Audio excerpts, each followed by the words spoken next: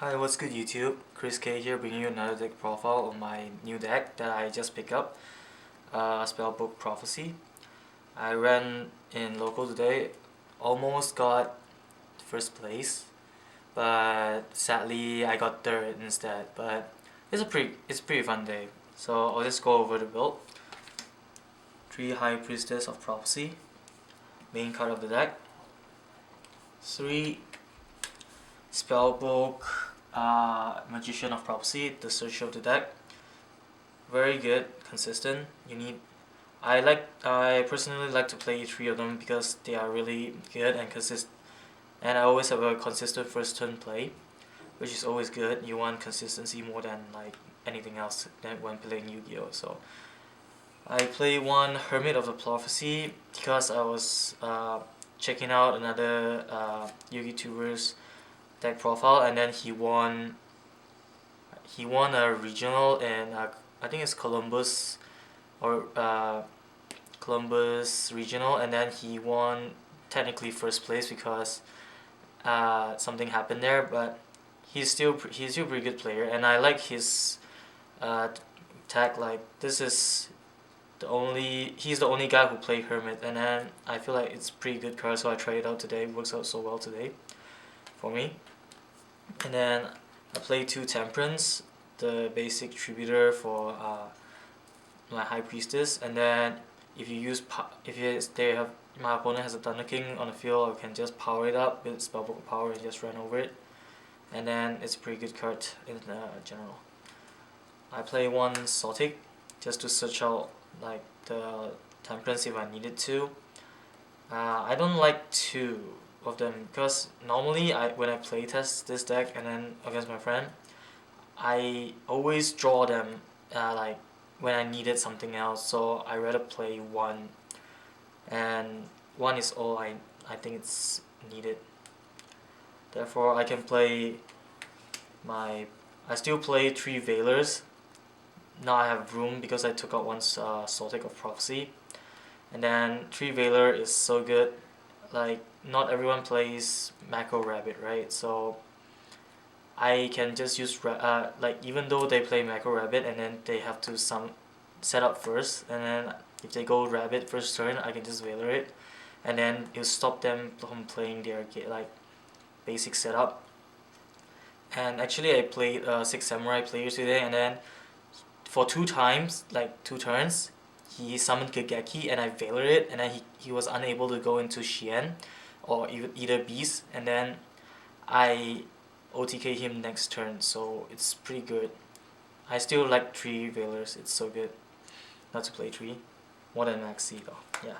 And then I play 2 Tragodias because I don't run many traps in this deck, so I have to have some like protection against like OTK decks like Mermails, Heroes, whatsoever that really like go crazy and then attack you. And normally if you don't want to go like head on when you don't have like a lot of cards in hand that's useful in that turn, you can just end your turn, and then when they attack you can drop a 3000 attack course track on them. Then you can sit there for a while or control their monster whenever you need it. And track is very good in general. Then I play 1 Speed Reaper. Reaper is good. It's also good against like OTK decks like Wineups. I don't like Wineups personally. I hate it. So it stalls for a while, and then they have to like think of other ways to kill this card, and then while you set up your next play. So it's pretty good.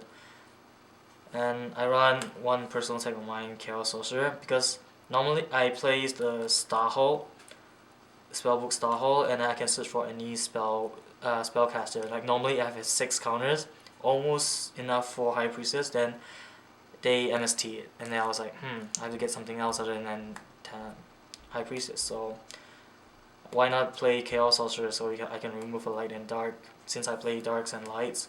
Some of them are, and some of my synchros and exceeds are light and dark, so 1 Chaos Sorcerer would be good.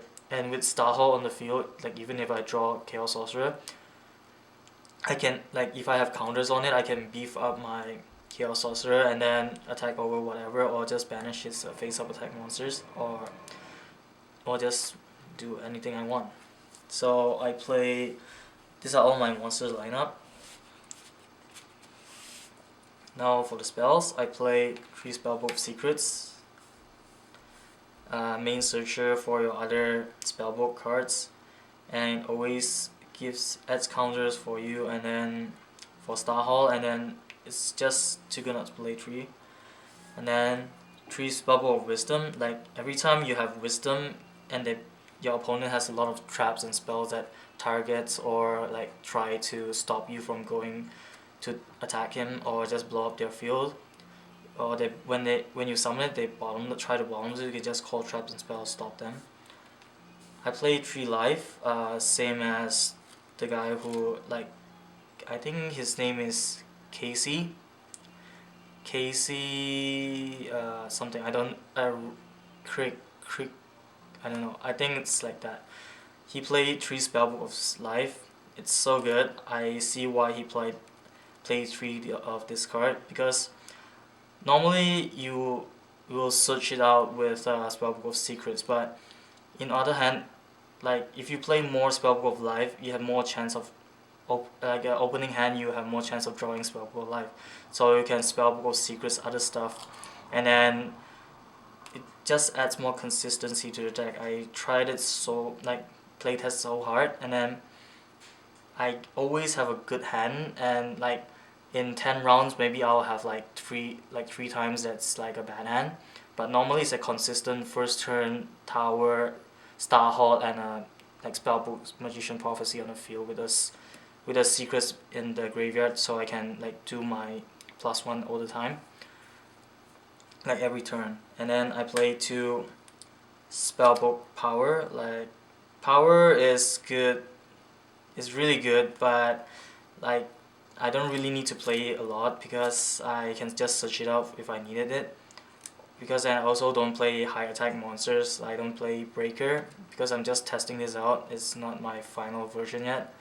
So this is like a trial stage of my spellbooks, but I still like almost topped my local today, and then I lost the first round to Frog Monarch because I didn't side enough cards for them, and I mainly side Royal Decrees and stuff which they don't play much traps, and then he drew into Caius and Obelix, so I could have no answers for that first round, so it was pretty bad. But after that I tooled everyone else, and then my deck is pretty solid, even though it's not complete yet. It's like half complete because I only play one 1/1 because I only have 1, and I play other tech cards as well. And 2 Spellbook Grand Tower, obviously we have to play 2. I decided to try out 2 Spellbook Eternity. It's actually a pretty good card that adds a lot of counter for you, and when you banish your Spellbook cards for Priestess or Spellbook of Fate's effect, you can just bring back Spellbook of Secrets, and then just search out the card again, and then still get your plus and stuff. 1 Star Hall, and 1 Spellbook of Fate, which that's the end of my spell line. Yep. And I play Dark Hole, Monster Reborn, no Heavy Storm, because I just want to try it out without Heavy Storm, and I get to just pop their cards one by one, so I don't really feel like I need Heavy Storm in this deck, like not now. And now it's still working pretty good for me because I draw into all the good like spellbooks that I needed. I dropped Priestess first turn against a Xian, like normally I won't. So it's pretty good. And then tech card of my own, I play 1 Creature Swap. I like it at 1, and it always solves my problem because I have low level attack monsters. So if they have a very big monster on the field and I cannot get over it or have no answers to it, I just swap it. Or I can just summon my Effect Veiler, swap it, attack for game, which I did at my last round. I creature swap my Veiler for his Alias, and then I attack over Alias. He has Fissure and Skill Drain on the field, so he can do nothing to my cards. And then when he has Miracle Fusion, I reborn his alias so he cannot use Miracle Fusion. So I won the game because I thought I already knew that he has something in his hand and I made the right play at that time.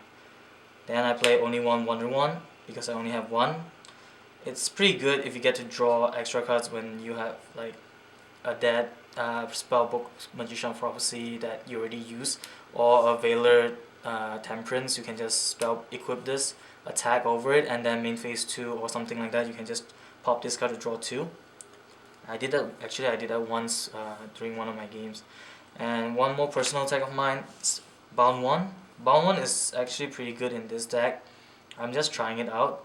Like, if you don't know the effect of Bound 1, it's actually like a monster reborn for spellcasters. Like, if you attach this to a High Priestess, she'll gain 700 attack, so she'll be at 32 attack. And then when this card is equipped to High Priestess, when High Priestess is sent to the graveyard while equipping with this card, it's automatically special summoned back onto the field.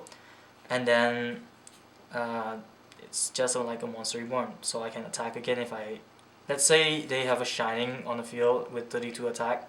I equip this to my High Priestess, I attack over it, and then my Priestess can come back and then attack directly and then still pop a card if I want to, if I needed to. And then I play one Treacherous Trap Hole. That's my only trap.